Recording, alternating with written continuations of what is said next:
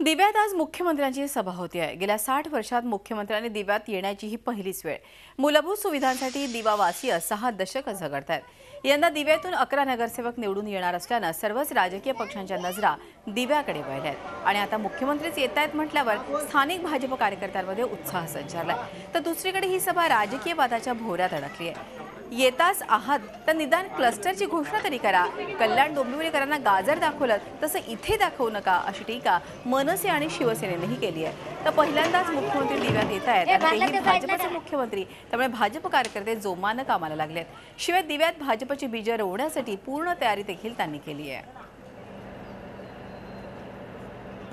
तर जर मुख्यमंत्री जर आज तिथे येत असतील तर मी त्यांचं या ठिकाणी आश्चर्य व्यक्त करतो का आज दिव्यामध्ये 8 आणि इकडे 3 11 नगरसेवकांची वाढ झाली म्हणून मतांसाठी आणि नगरसेवक निवडीसाठी जर येत असेल तर हे दुर्दैव आहे।